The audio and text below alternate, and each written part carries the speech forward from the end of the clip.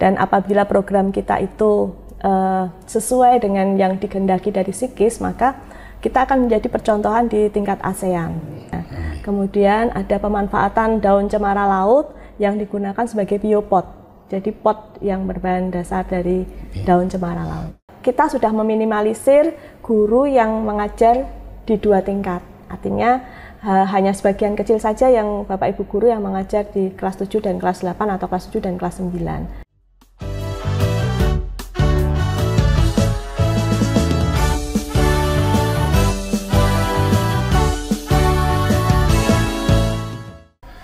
Halo Sobat Pendidikan, kita jumpa lagi di RTL, Ruang Tanpa Lobi, ruangnya Balai Besar Penjaminan Mutu Pendidikan Provinsi Jawa Tengah untuk membahas berbagai hal yang berkaitan dengan pendidikan.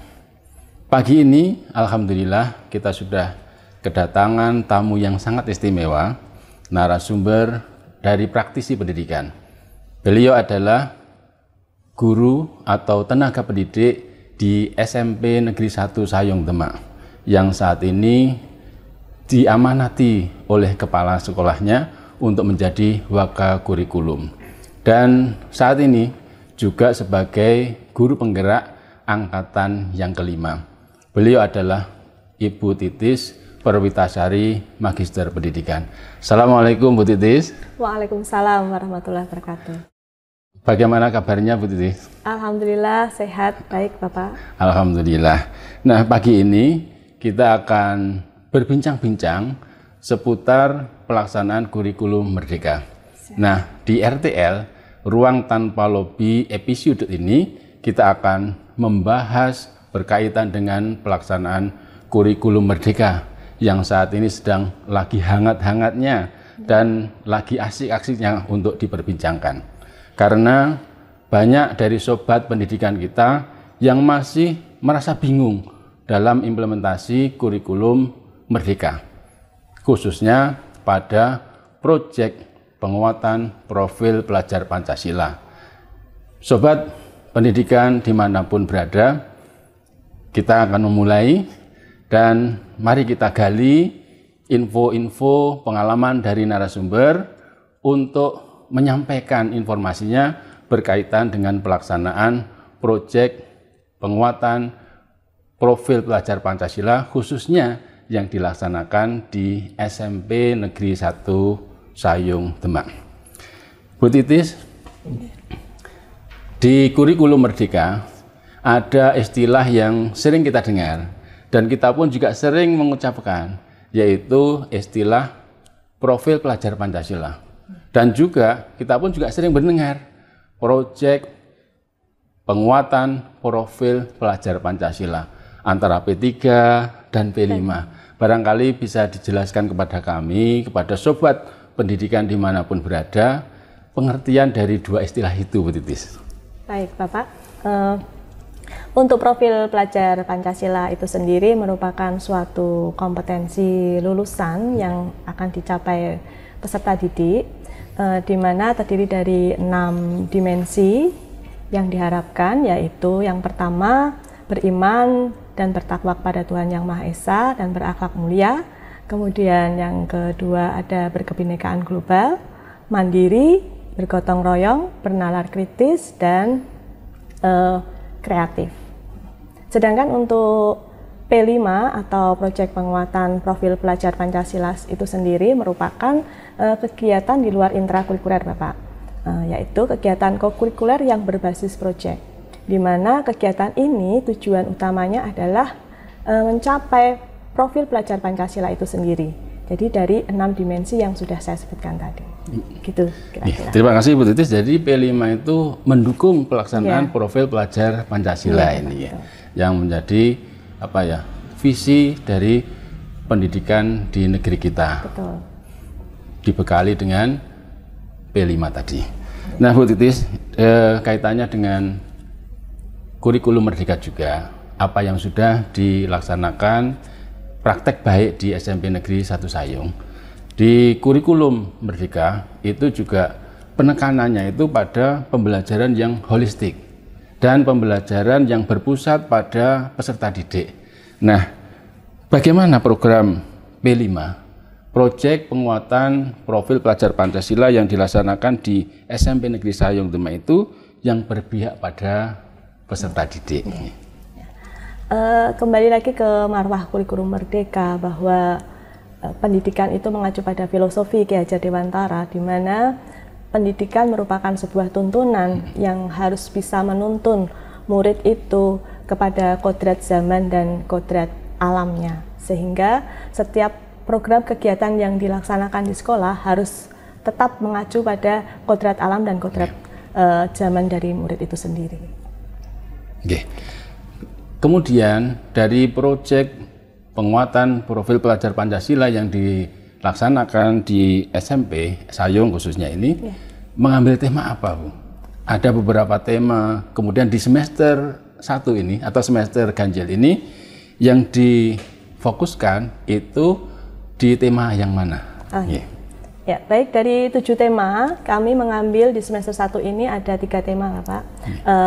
Tema yang pertama adalah suara demokrasi, kemudian tema yang kedua gaya hidup berkelanjutan, dan tema yang ketiga bangunlah jiwa raganya.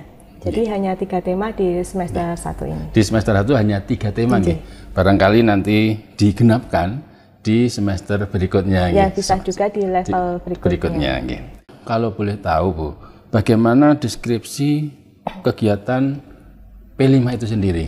Barangkali bisa dijelaskan kepada sobat pendidikan semuanya gitu ya. Baik. Untuk tema yang pertama, suara demokrasi, kita lebih ke topik atau judulnya kita beri dengan Akulah Pemimpin Masa Depan, di mana kita mengajak siswa supaya menyiapkan siswa ketika dia menjadi pemimpin di masa depan, itu betul-betul pemimpin yang bisa menjadi panutan. Ya, program-program atau kegiatan yang dilaksanakan di tema 1 suara demokrasi itu juga mengarah ke sana. Artinya seperti pemimpin yang anti hoax, jadi berita-berita yang belum tentu kebenarannya itu mereka harus bisa menyikapi. Kemudian membangun komunikasi 2 arah, kemudian kolaborasi dengan rekan tim, itu juga kita tekankan di sana.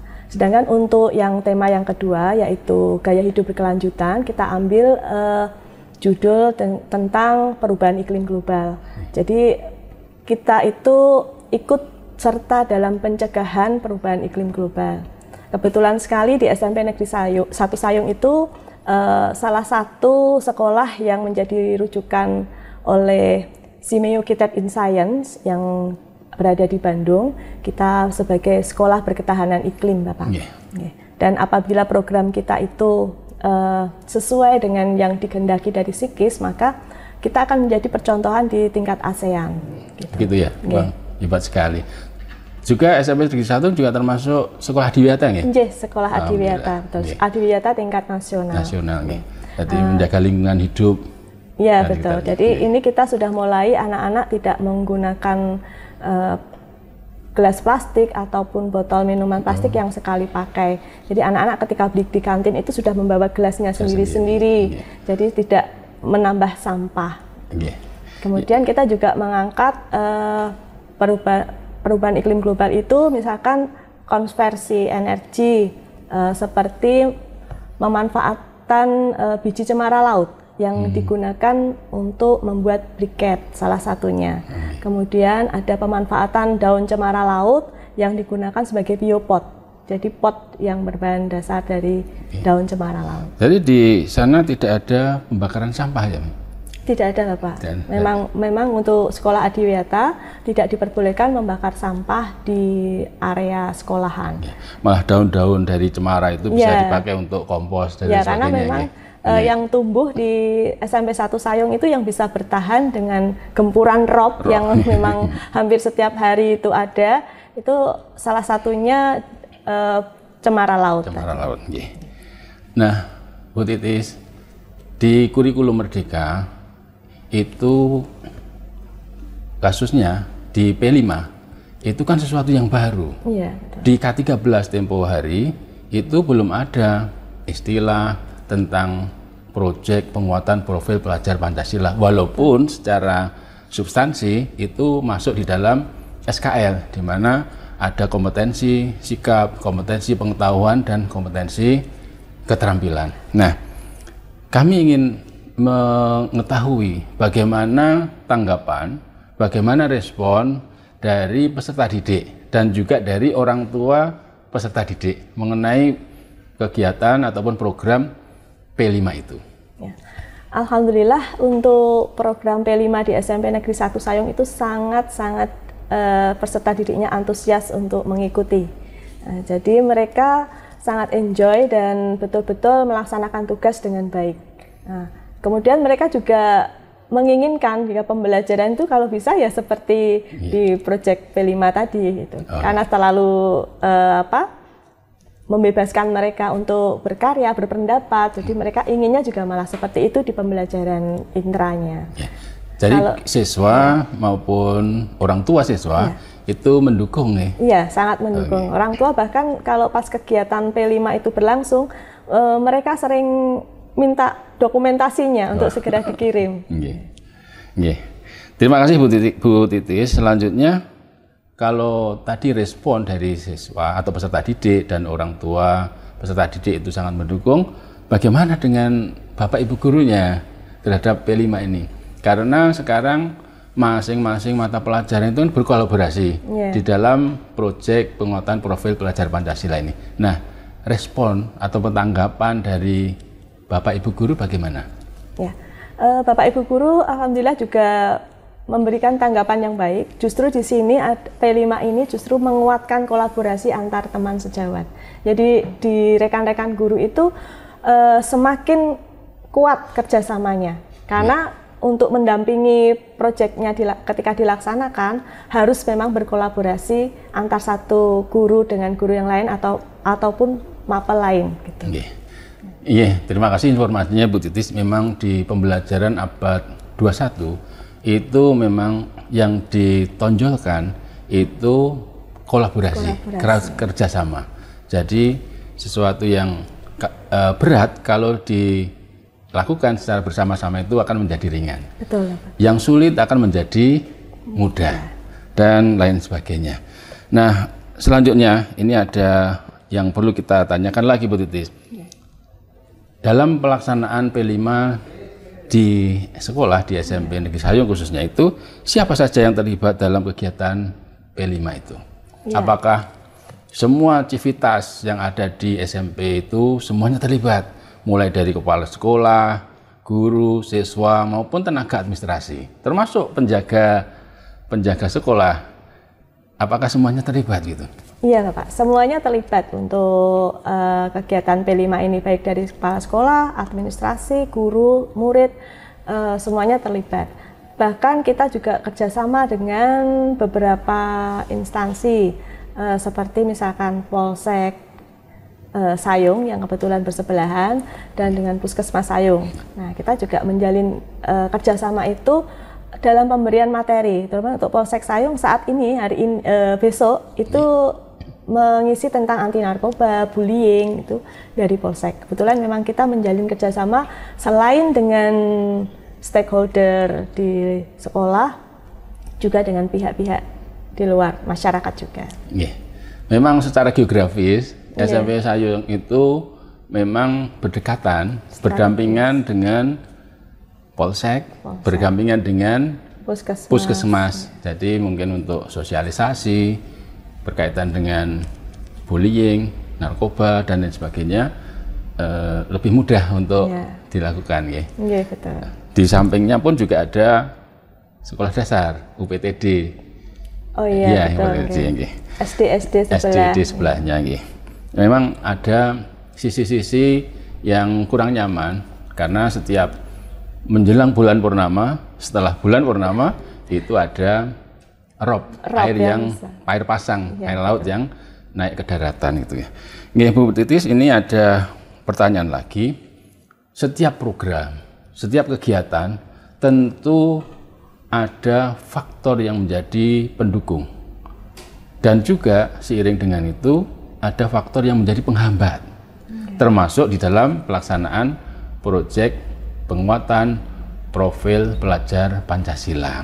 Nah, kalau boleh dijelaskan pendukungnya apa, hambatannya apa, Dan mitigasi risikonya itu seperti apa? Mitigasi risiko itu antisipasi untuk mengatasi kendala supaya kegiatan itu bisa tetap berlangsung. Untuk pendukungnya jelas kita punya seluruh stakeholder itu yang menjadi pendukung utama. Di samping ada pendukung finansial ya Pak, yang mungkin bisa dari BOS. Nah, itu pendukungnya. Kemudian dari masyarakat sekitar itu juga kita memerlukan dukungan dari mereka ketika mengadakan kegiatan yang memang keluar, jadi di luar sekolah. Gitu. Kemudian untuk kendala atau hambatan yang dihadapi karena memang SMP 1 Sayung itu kan lingkungannya kecil, halamannya kecil, sehingga ketika mengadakan kegiatan P5 yang di luar kelas, nah, itu agak mengganggu di kelas-kelas lain, gitu. Karena memang halamannya itu diputeri oleh kelas-kelas dari kelas 8, kelas 9, dan jadi ketika adik kelas 7 itu melaksanakan proyeknya, anak kelas 8 itu seakan-akan ingin ikut.